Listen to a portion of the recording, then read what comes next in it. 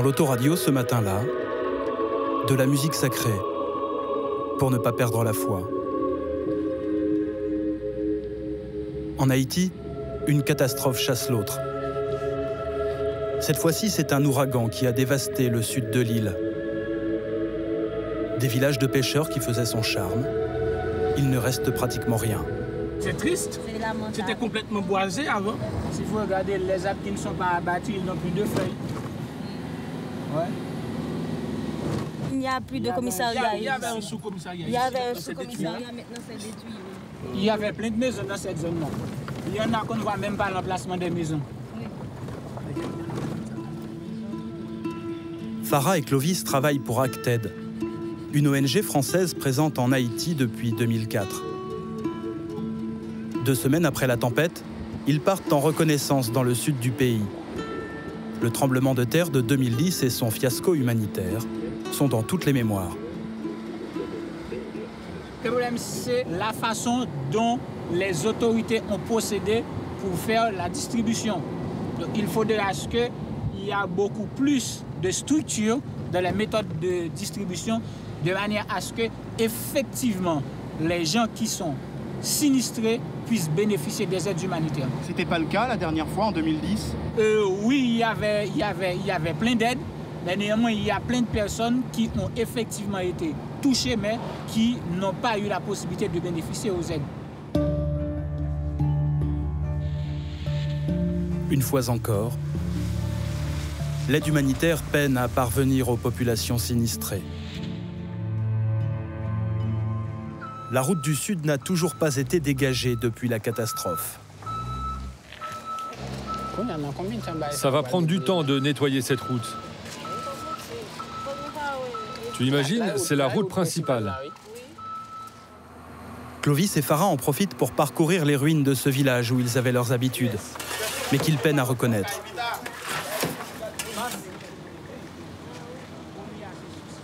Voilà le marché. Il était là. Ah non, non, il était un peu plus loin en fait. C'est en visitant une amie que les travailleurs sociaux prennent vraiment la mesure de la catastrophe.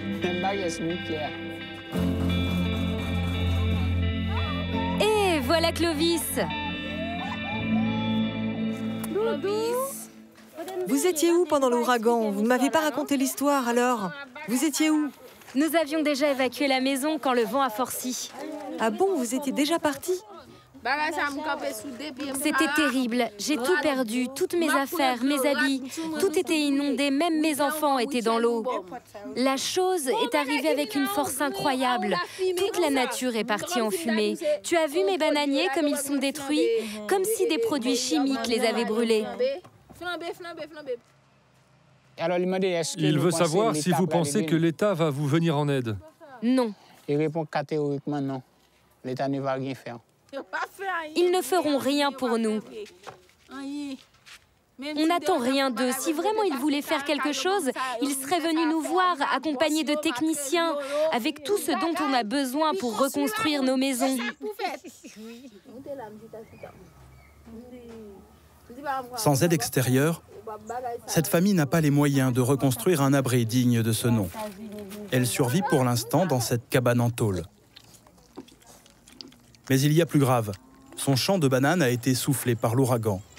Il devait la faire vivre pendant plusieurs mois. Il ne reste que 0%. Quand vous voyez tout ça, vous réussissez à rester optimiste pour Haïti? Ceux qui vivent sont ceux qui luttent. Ceux qui luttent sont ceux qui sont optimistes. Une fois qu'on vit, il y a de l'espoir quand même. On doit être optimiste. On doit rester optimiste. Est-ce que parfois vous avez le sentiment que ce pays il est un peu maudit? Si on se réfère à la Bible, donc nous payons les conséquences de nos péchés. C'est ça. On ne peut pas aussi ignorer les phénomènes naturels qui existent et les mauvaises formations des gens qui construisent très mal, qui ne construisent pas dans les normes qu'il faut. On ne peut pas ignorer ça non plus. Oui, il y a aussi une manque de formation sur comment se comporter au moment des ouragans, au moment du séisme. Tout ça aussi engendre plus de morts, plus de catastrophes. La journée touche à sa fin. Il est temps de quitter le village. Sur la route, un attroupement. Une distribution alimentaire organisée par des casques bleus du contingent indien. L'aide, tant attendue, arriverait enfin. Mais à y regarder de plus près, ce ne sont que quelques dizaines de sacs de nourriture, dérisoires au regard des besoins. L'opération est surtout l'occasion pour ces soldats de la paix de faire la promotion d'une ONG indienne et le plein de souvenirs.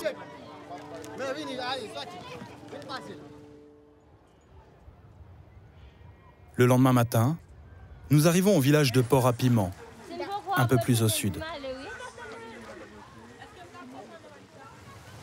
Au-delà de cette rivière, la route est coupée. Il faut continuer à pied.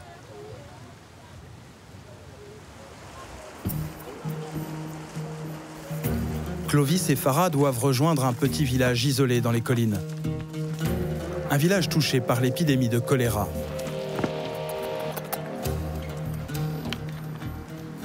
Dans la nuit, les pluies ont fait gonfler les cours d'eau. L'expédition se poursuit à dos de mule. 4 heures de marche, 12 traversées.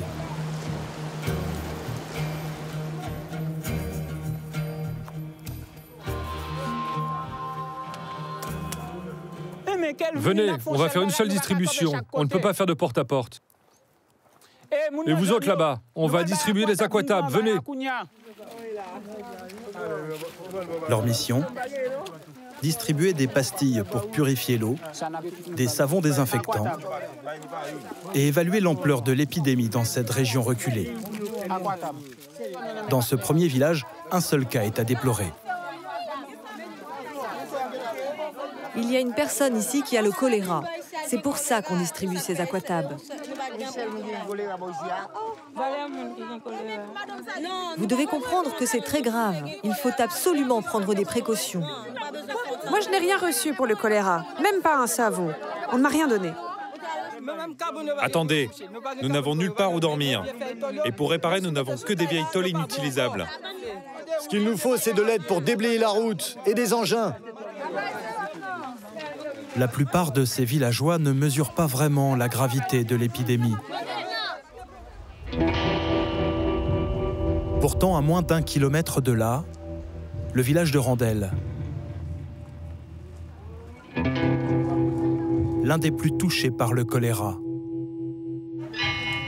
C'est un village fantôme. Les seuls à être restés sont les malades et leurs familles. L'un des derniers bâtiments encore debout est cette maternité.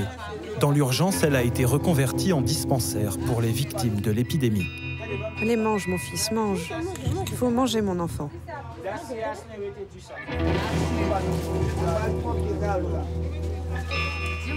Dans cet hôpital de campagne, les patients les plus chanceux ont droit à un banc. Les autres sont soignés à même le sol. Dès leur arrivée, Farah et Clovis doivent recenser les cas de choléra. Bonjour, infirmière. Pour tenter d'identifier les foyers de l'épidémie. 13, 14, 15, 16. Il y a le nom des patients, leur âge, leur provenance, oui. Est-ce que le choléra est positif? Est-ce que c'est positif? Est-ce que c'est négatif? Depuis le passage de l'ouragan, le dispensaire a accueilli des dizaines de patients. Clovis et Farah informent leurs familles sur les mesures d'hygiène à adopter. Bonjour tout le monde. Votre attention, s'il vous plaît. Vous connaissez tous ces proverbes qu'on a l'habitude d'utiliser, comme par exemple « Les microbes ne tuent pas les Haïtiens ». Eh bien, c'est comme ça qu'on attrape le virus. C'est la négligence de l'hygiène qui peut vous conduire à l'hôpital et même provoquer votre mort. Vous devez vous laver les mains avant de manger, après être allé aux toilettes et en toutes circonstances. Quand vous venez voir un malade à l'hôpital, vous devez absolument vous laver les mains avec de l'eau et du savon. Dernière chose, il faut boire de l'eau traitée. Compris ? Des paroles simples, des conseils basiques. Il faut faire comprendre à ces villageois que le choléra n'a rien de surnaturel. Auparavant, les gens croyaient que c'était de la sorcellerie, du fétiche. Mais depuis la mort de 4 personnes de la communauté et avec les sensibilisations qu'on a pu effectuer, ils ont cru que c'est bien et des négligences et de la gestion des morts qui ont pu causer tous ces des dégâts comme ça. Face à l'ampleur des destructions, les 2 humanitaires doivent abréger leur programme. Clovis contacte le responsable de son ONG. Donc, nous aurons besoin pour demain. Le problème qu'il y a, c'est que la majorité des personnes qui ont atteint du choléra, ils n'ont pas de maison, leurs maisons ont été détruites. Il y a pratiquement pas d'espace pour les décontaminations. Ils sont en pleine rue. Ainsi, de faire des investigations porte à porte, c'est pas possible. Il n'y a pas de maison pour faire ça. À Randel et dans les environs, le virus est partout. Cette rivière en crue est en partie responsable de sa propagation. L'accès à l'eau potable devient une priorité absolue.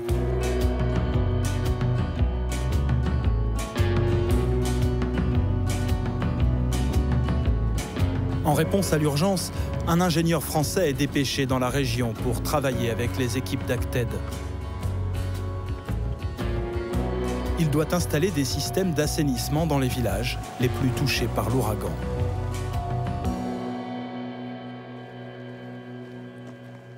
Ça va, moi ce qui m'inquiétait plus c'était le niveau. Ouais, le débit reste important. Comment?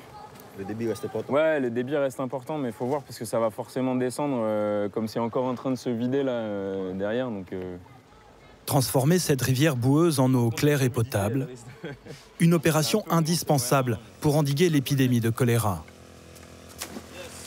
Les toilettes, elles ont été détruites par le passage de l'ouragan. Les gens sont obligés effectivement d'aller faire leurs besoins autour de leur maison ou même potentiellement à proximité de la rivière. Cette même eau qui est ensuite utilisée par la population et qui arrive donc dans les foyers. Si on soigne les populations qui sont malades, mais que d'autres malades continuent à faire leurs besoins sur les ressources en eau, le problème risque de ne pas changer. Donc effectivement, amener de l'eau saine dans les foyers, c'est un moyen effectivement efficace de lutter contre le choléra. Ce qu'on va faire d'abord, on délimite le périmètre de sécurité et après là on va effectivement sortir le matos des caisses et puis on va pouvoir faire tous les tests qu'on avait dit, conductivité, pH et turbidité. Le scientifique n'a qu'une journée pour former 6 techniciens au fonctionnement des stations. Aucun d'entre eux n'est ingénieur. Tous découvrent ces machines pour la première fois. Ils devront ensuite se débrouiller seuls. Je peux voir la valeur? Qui l'a noté? Il n'y a pas noté dans la tête. Vous faites une mesure. Non mais les gars, par contre, je suis très sérieux. Vous faites une mesure. Après la lecture sur l'écran, vous la notez tout de suite. Vous notez. L'objectif, là, c'est des stations qui sont censées être autonomes. Après, avec Acted, ils assurent la chaîne logistique sur l'approvisionnement du carburant et du chlore. Mais le fonctionnement, il y a chacun des 6 responsables de stations qui va être déployé sur les sites les plus touchés. Donc, ils sont censés opérer les stations seuls. Oui. Le processus est simple. Faire passer l'eau dans un filtre et la traiter avec du chlore pour éliminer toutes les bactéries. La vanne, elle est un peu fuyarde alors? Ouais, mais ça va s'arrêter de couler, tu vois, déjà là, ça y est, ça coule plus. Il ne faut pas être un ingénieur pour pouvoir faire fonctionner les machines et surtout, en fait, une bonne partie des composants de la machine, on peut s'approvisionner localement. 90% des canalisations de la machine sont en PVC et ça, c'est un truc qu'on trouve dans tous les villages aux alentours, quoi. Après 2 heures d'effort, le miracle s'accomplit. Il n'y a pas de souci, je dis, vous pouvez boire. Non, mais quand même. De l'eau potable, en pleine zone sinistrée. Un peu sceptiques au départ, les villageois surmontent très rapidement leur appréhension pour profiter de cette petite révolution. Mais la plupart des points d'eau du sud de l'île restent contaminés. en particulier les puits. La population s'y alimente au quotidien. Un mois après la catastrophe, on recense déjà plus de 1000 enfants atteints du choléra. Ce jour-là, sur la place du village, les habitants de Port-à-Piment se pressent aux portes de la mairie.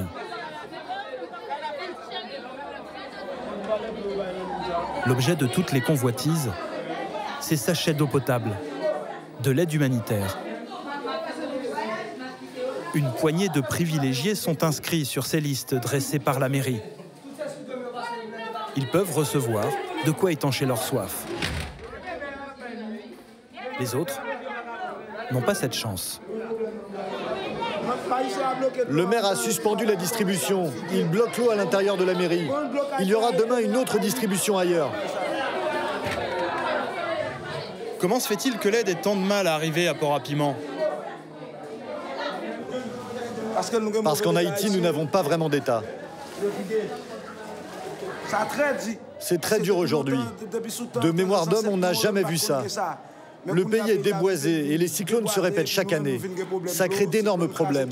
Il n'y a pas d'eau, il n'y a rien. Il faudrait que les gens qui ont de l'argent et les hommes politiques nous viennent en aide. Ils sont les bienvenus ici. Dis-lui aussi qu'on a surtout besoin de nourriture. Le peuple dit qu'il a faim. L'eau, c'est pas suffisant.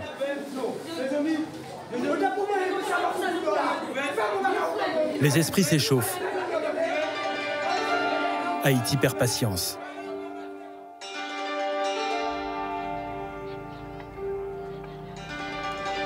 Le sud du pays est tiraillé par la faim. Selon les Nations Unies, 800 000 Haïtiens ont besoin d'une aide alimentaire immédiate. À Port-à-Piment, aucune distribution d'envergure n'a encore eu lieu. Dans leur malheur, les villageois peuvent simplement compter sur la générosité de leurs concitoyens. Comme ce comptable, venu partager un peu de sa fortune.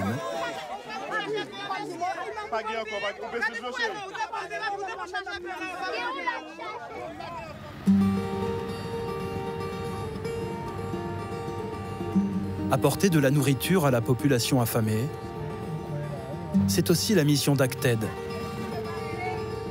C'était le bordel ici, ils ont tout déblayé. Depuis plus d'une semaine, Thibaut Feutry essaye de faire parvenir jusqu'ici 60 tonnes d'aide alimentaire. Ailleurs en Haïti, des opérations similaires ont dégénéré. Il y a eu des morts. À quelques heures de la distribution, sa priorité est la sécurité. Il faut éviter que la nourriture soit visible de là-bas. Moi, j'aurais plutôt envisagé les camions comme ça, tu vois, alignés comme ça. Oui, mais les gens vont venir d'ici. Les gens, ils vont venir comme ça. Ouais. Et si tu les alignes comme ça, ouais. Les gens, tu vois la foule qui va être là-bas, ouais. Elle va pas voir la nourriture directement, non. Tu vois. Parce que, alors que si tu les mets de dos comme ça, tout le monde va voir qu'il y a plein de stocks et ils vont vouloir se précipiter, en fait. C'est toujours un petit peu compliqué les distributions, surtout les premières, parce qu'on sait très bien que la population a faim. Et quand on a faim, on est tendu, on peut être violent. Et donc c'est pour ça que ça nécessite une organisation la plus parfaite possible, parce qu'on sait très bien que s'il y a des petits couacs ou des choses qui dérapent ou quelque chose qui n'est pas bien organisé, ça peut générer des émeutes, ça peut générer des pillages et on aura raté notre opération. Les camions de nourriture sont attendus dans la matinée. La nouvelle a fait le tour du village. Yvette Marsan est agronome. Elle est très respectée dans la région. Elle vient prêter main forte aux humanitaires. Ils vont rester ici. Ils vont faire la sécurité ici. On va remettre peut-être un petit ruban ici pour sécuriser. Et les entrées et les contrôles se feront ici. Monde qui est sorti au pape qui a levé sac du riz, vient avec le monde pour aider nous. Et puis vient avec sachet, tout le monde qui a porté l'huile là, parce que 4 litres. Non sac, hein? Les camions arrivent enfin. Sous bonne escorte, avec 4 heures de retard. En chemin, ces policiers des Nations Unies ont dû se délester d'une partie de la cargaison pour éviter le pillage du convoi. Bonjour Patrick. Enchanté. Quelle aventure. Quelle aventure. Bonjour. La distribution est organisée par le maire. Par nous, avec le maire. OK. Quand on a fait la distribution, à part Salut, il y a 3 jours, le maire donnait des sacs de riz seulement qu'à ses amis. Non, nous, on a récupéré des listes globales, etc. OK. Fait que tout le monde va devoir. OK. La foule s'impatiente. La distribution doit absolument commencer.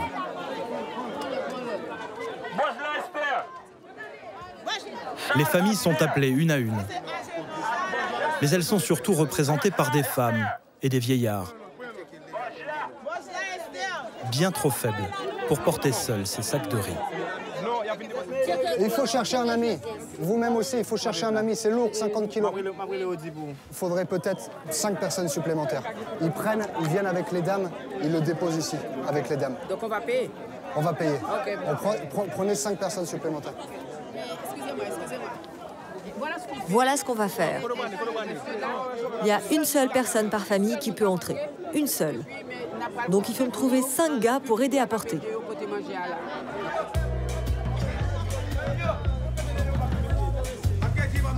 Ce jour-là, plus de 300 familles reçoivent de quoi survivre pendant quelques semaines. Mais si le pays ne relance pas son agriculture au plus vite, il court à la catastrophe. Ces gens-là, ils prennent l'aide alimentaire, mais ce qu'ils attendent surtout, c'est l'aide agricole, parce que tous ils sont des planteurs. Nous avons plus de 150 hectares ici dans la zone de Port-à-Piment pour la grande campagne d'hiver. Ce qui les intéresse surtout, c'est l'aide de l'agriculture, l'aide agricole, les semences, le déblayage des terrains et le curage des canaux d'irrigation. En attendant, il faut parer au plus pressé. Constituer des réserves. Mais comble de malchance, alors qu'Haïti est encore à genoux, une nouvelle catastrophe s'abat sur le pays. Des inondations. Un mois seulement après le passage du cyclone, les Nations Unies viennent de lancer une campagne de vaccination contre le choléra. Mais une grande partie de la population a déjà fui le sud de l'île pour trouver refuge dans les bidonvilles de la capitale.